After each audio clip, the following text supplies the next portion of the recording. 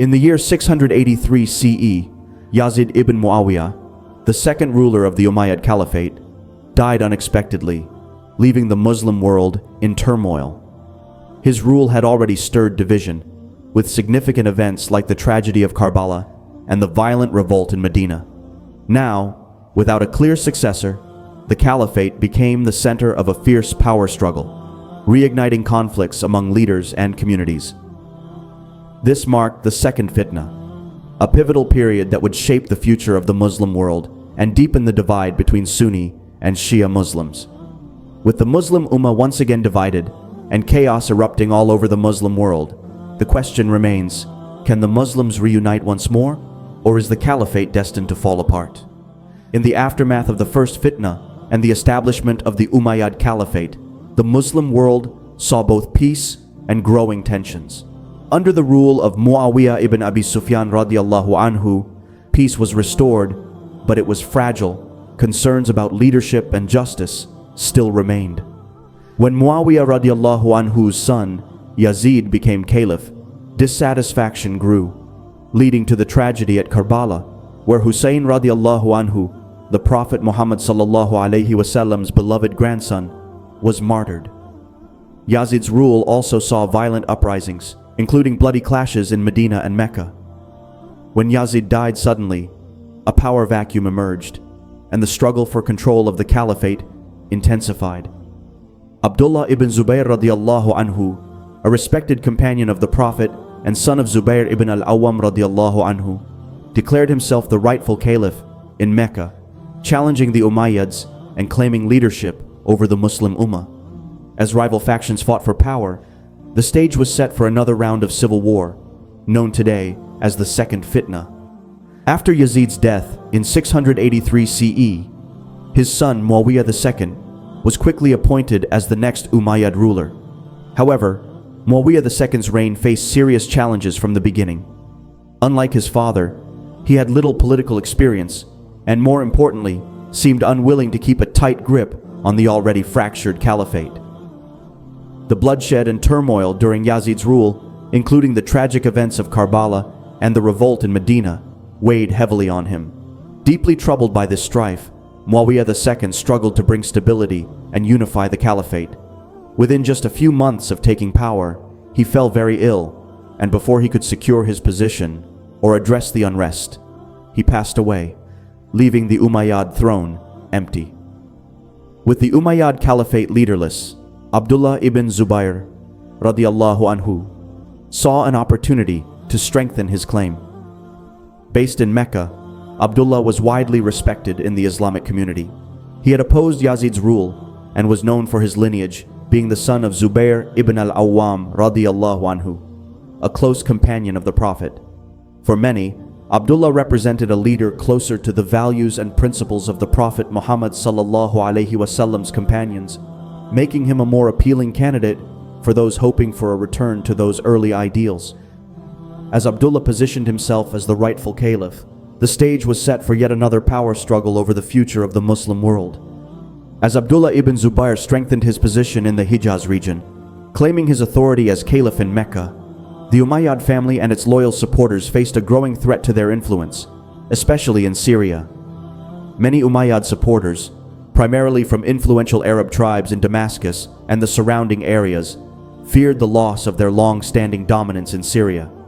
They saw Abdullah ibn Zubayr's rise as a direct challenge to their power and recognized that only a strong and capable leader could preserve their interests and restore stability to the region.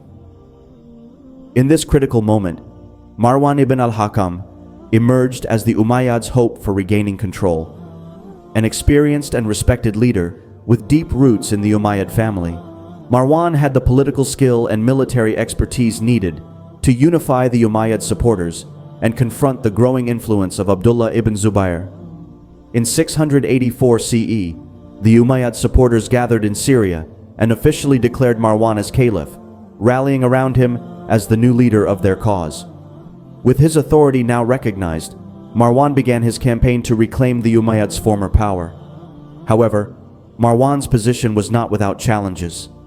His most formidable opposition came from the powerful Qaisi tribes, a coalition of tribes that had allied with Abdullah ibn Zubayr and supported his claim to the caliphate. The Kharijite tribes held significant influence in Syria, and their opposition to Marwan created a deep divide among the Arab tribes in the region. The tensions between Marwan's Umayyad supporters and the Kharijite tribes soon escalated into a full-scale confrontation, leading to the Battle of Marj Rahit. The Battle of Marj Rahit was a decisive conflict fought in Syria between Marwan's forces, who were supported by the loyal Kalbi tribes, the other prominent tribe in Syria. The battle became a crucial turning point. Marwan's forces won a major victory over the Kharijite Confederation, eliminating the immediate threat to his rule and allowing him to secure control over Syria. This triumph at Marj Rahit re-established Umayyad dominance in the region and gave Marwan the stronghold he needed to assert his claim to the caliphate. With Syria now firmly under Umayyad control, Marwan's ambitions grew. His focus turned to the broader Muslim world, and he sought to reunify the caliphate under the Umayyad banner, challenging Abdullah ibn Zubayr's influence and extending his authority. Marwan's victory and consolidation of power in Syria thus set the stage for a renewed Umayyad push to reclaim the unity of the Muslim world. After his decisive victory at the Battle of Marj Rahit, Marwan ibn al-Hakam set out to rebuild and unify the Umayyad Caliphate by reclaiming territories that had shifted their loyalty to Abdullah ibn al-Zubayr. His first goal was to re-establish control over Egypt, a vital region that had shifted its loyalty to Ibn al-Zubayr. Recognizing Egypt's strategic and economic importance, Marwan launched a well-coordinated military campaign to bring the province back under Umayyad rule. His forces successfully suppressed the resistance in Egypt, restoring Umayyad authority and securing a crucial asset for his administration.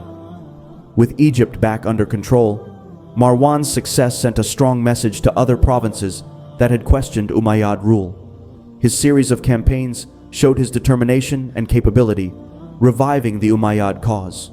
Marwan's military actions marked the start of a resurrection for the Umayyad dynasty and re-established a foundation of stability that had been lost from the beginning of the Second Fitna. Despite his achievements, Marwan's efforts to strengthen the Umayyad position were cut short. In 685 CE, he passed away unexpectedly, leaving the caliphate to his son, Abd al-Malik. Though Marwan's rule was brief, his campaigns had laid essential groundwork, allowing Abd al-Malik to take on the challenge of reunifying the Muslim world and restoring Umayyad control over the caliphate's vast territories. When Abd al-Malik ibn Marwan became caliph, he faced a Muslim world deeply divided and filled with political conflict. The Umayyad dynasty was under significant pressure, especially from Abdullah ibn Zubayr, who held power over the Hijaz region, including the holy cities of Mecca and Medina, and had expanded his influence into Iraq. This division threatened the unity of the Muslim community and directly challenged Umayyad rule. In addition, the Kharijites, a radical group that rejected both the Umayyads and Ibn Zubayr, staged frequent rebellions in various parts of the caliphate. Their opposition and continuous uprisings created more instability and strained resources, making it harder for Abd al-Malik to establish control across the fragmented caliphate. Abd al-Malik's first priority was to secure his power in Syria and Egypt, where his father had already begun to restore Umayyad influence. To create a stronger foundation, Abd al-Malik introduced reforms to centralize authority, improve the government structure, and strengthen the military. These changes were essential to stabilize key regions, making them better protected against both internal and external threats. However, Abd al-Malik understood that achieving lasting unity under Umayyad rule would require more than just securing these territories. To fully reunite the caliphate, he would eventually need to challenge Abdullah ibn Zubayr's claim to the caliphate. By 692 CE, Abd al-Malik had strengthened his rule and was ready to end the division in the Muslim world by defeating Abdullah ibn Zubayr, whose rival caliphate was centered in Mecca. To accomplish this, he sent his trusted general, al-Hajjaj ibn Yusuf, a determined and forceful military leader. Al-Hajjaj commanded a loyal army and was known for his strict, uncompromising methods, making him the ideal choice for the mission. When al-Hajjaj's forces arrived in Mecca, they laid siege to the city, where Abdullah ibn Zubayr and his supporters made their last stand. The siege was long and difficult, with both sides enduring hardships and a shortage of supplies. Despite a fierce defense by Ibn Zubayr and his followers, al-Hajjaj's forces maintained their assault, steadily weakening the defenders.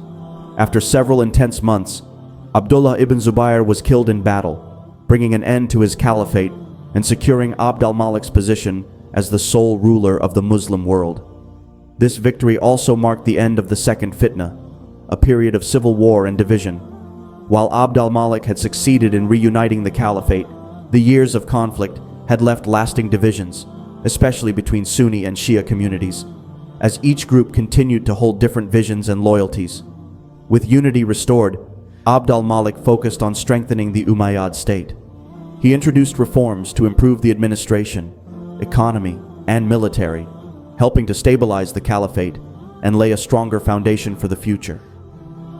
Despite the return to peace, the Second Fitna had left a lasting impact, with memories of the conflict influencing the political and religious landscape of the Muslim world for generations to come. In conclusion, the defeat of Abdullah ibn Zubayr and the end of the Second Fitna marked a pivotal moment in early Islamic history, uniting the caliphate under the Umayyads, but leaving deeper scars on the Muslim world. This was a time of immense difficulty and turmoil, with loyalties divided and conflicts rooted in different interpretations of leadership and justice. As we look back, it's important to remember that these events involved the first generations of Muslims, individuals from the earliest era of Islam who hold a special place in Islamic tradition and respect. We should avoid judging anyone from this time, as they faced incredibly challenging circumstances and acted according to their understanding and intentions. In the next video, we'll continue exploring this complex period by revisiting other influential figures, including Mukhtar al-Thaqafi, whose actions during this era left their own mark on Islamic history. Stay tuned as we delve further into these critical events and their lasting impact, and don't forget to subscribe and hit the bell icon to stay notified. Till next time, Assalamu alaikum.